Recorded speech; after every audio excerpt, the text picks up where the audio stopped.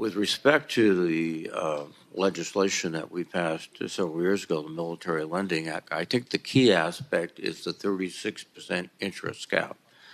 And I think it's such a critical aspect that it should not be just a province of military personnel, but every American. I think essentially your banks collectively have made about $219 billion in profit this year, and I believe your credit cards are not beyond 30%. So the 30%, 6% rather, interest range seems to be very appropriate. And so I can go down starting with Mr. Sharp. Would you support a national 36% interest cap? Senator, I appreciate your thoughts on this one. I think we would be concerned about setting a flat number without really understanding what the impact could be in different inflationary environments. Mr. Moynihan? Senator, it's not really relevant to us. We don't engage in prime lending. I think, as Mr. Sharf said, it's a question of balance. What would it push outside the system? What would it make not available? And I think, but it's just not a relevant question for us because we don't have rates that high. Well, I guess in a general sense it's relevant because most of the people who use this adversely are payday lenders and rather dubious operators who will induce borrowers into arrangements which are something you wouldn't even tolerate. So I think that we've reached a point now after several years of questioning you all, and I'm not picking on you, Mr. Moynihan, to come to a conclusion. And I think the conclusion is it should. Mr. Diamond, please. Yeah, we don't engage in that. I completely agree with your intent. I think there should be a focus on payday lenders and check cashers and certain things like that. And we'd love to help you design it so it accomplishes the intent without any bad consequences. There are some people who make very small loans who it may stop them from doing that and actually push people into payday lending. Ms. Fraser, please. Senator, thank you for the question. We applaud the intent of what you're trying to do.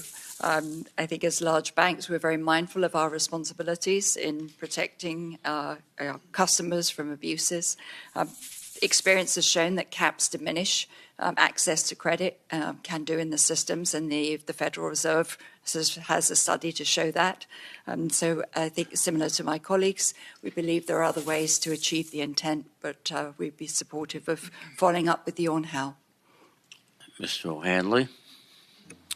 Senator, we don't engage in consumer lending, but we do support what you're trying to achieve there. Thank you, sir. Mr. Vince. Senator, we're also not in the consumer business, but we support the intent. Thank you. Mr. Sullivan. We have a very, very small business in the consumer area, but we support the intent. Thank you. I support it, Senator. For normal, what I consider normal economic times, I actually came to this country and borrowed at 24%. So not quite your 36. I found that particularly heinous, but turned out okay. But no, I think anybody who's forced to borrow at 36%, that's sort of unforgivable. I was living in the United States when I was borrowing at 24%. In fact, I recall we had to repeal the Rhode Island legislation because it was 21%. So, again, I hope to work with you on this because I think it's very important. And I don't think it'll cause the disruptions which you might anticipate. I think it can be done.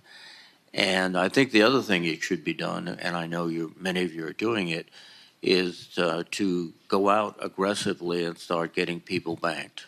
One of the reasons that they find themselves borrowing money from unscrupulous characters is because they have not been fully introduced to the banking system, understand that it's relatively easy and it's much more appropriate than some of these other arrangements.